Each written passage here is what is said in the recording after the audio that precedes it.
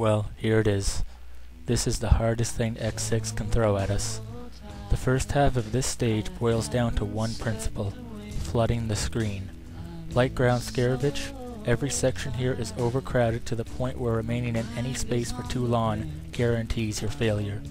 The amount of obstacles and enemies that can accrue in so short a time simply overwhelms X to the point where dodging is impossible. Also, like Ground Scaravich, this means your only approach is to find a balance between forcefully speeding past hordes of enemies before they can react to you, and performing very careful maintenance work a few enemies at a time. Unlike Ground Scaravich's stage, almost every situation here is unavoidably cramped. There's no real method of sleuthing things out. By the time you reach the totem poles, the amount of things trying to kill you quickly fill the screen before you can effectively deal with what was on screen with you to begin with. And how fucked am I terms, the first half basically boils down to the sort of uncertain gameplay the vertical room from Ground Scaravich demanded, except twice as long, and with two very difficult boss fights and a stretch of level to follow. High Max has to be goaded into his desperation attack for the fight to go properly, and this, while predictable, is fast enough to cause plenty of pain in trying to avoid, especially with the tension you're left feeling after successfully making it through the stage itself. It needs to be done to have the battle go quickly though. The sheer scope of the difficulty here is probably underlying, since in this video, everything that had to go right went right. It's such that you'd need to experience the stage yourself to appreciate just how quickly and without relent things can go to shit. In particular, the beginning hallways before the totem pole section are cluttered to such a degree that finding a path allowing you to dash by most enemies before they notice you is essential. Finding this path was harder than you'd think, but the killer is how much luck is necessary for things to work. Since I already need to stop to kill two large enemies, any more delay will lead to a pile-up of rolling enemies, nightmare fire, and randomly appearing obstacles too complicated to dodge.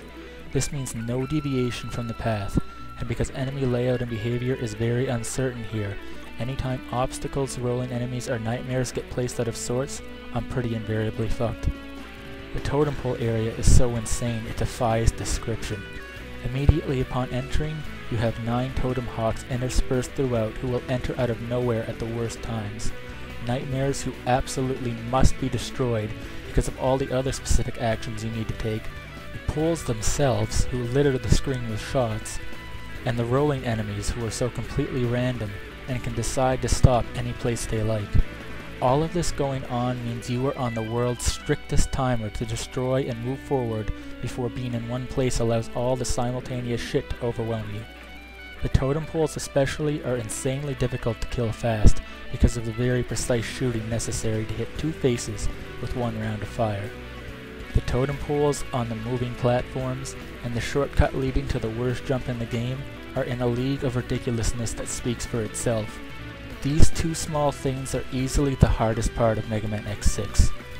Finding my proper way through this gauntlet took more planning than any other horror X6 had to haunt me with, and pulling it off correctly demanded insane amounts of tries because of uncertainty littered throughout. Again, I need to cement this. Try the stage for yourself under these guises. An optimal video does no justice to how overbearing this truly is. The second area is in its own league of bullshit. Although it doesn't even touch on the hell we went through before it, the fact is that getting an attempt at the parts of the stage after High Max is a very rare thing, given the extremely low odds I made it that far in the first place, so any failures here are felt doubly so. This part is all about precision. Precision in jumps and timing. It's much more consistent than the first area, but this doesn't make it easy. The 2 narrow hallways filled with birds at the beginning need to be dealt with exactly, or the green birds will hit you without fail. It's simply too narrow a screen to offer you room for error. The long stretch of acid rain that follows is a rising crescendo of difficult jumps. In particular, the infamous gap here is dealt with by an aspect of the Magma Blade many veterans of the game are familiar with. It allows X to hover in midair. Consecutive uses of this can literally make X float over horizontal distances. This is really uncertain though, and to give this entire level that extra notch of evil, it becomes a luck factor so far into the segment already. Randomly, the game sometimes decides to ignore the physics of the weapon and send X plummeting to his doom. It doesn't sound common, but I lost 3 attempts to this, and you can imagine how soul-crushing that is due to the rarity with which I actually get to attempt this area.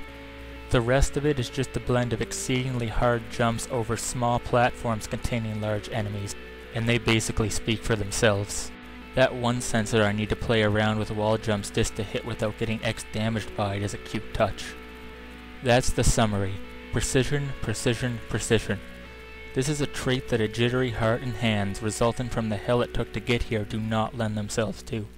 You need easy breathing room to cool down after something like the first half, and nothing in this stage offers that to you, not even the boss we're facing right here. Gate is a battle of careful choreography. Everything he does is the result of X's specific placement after any given attack.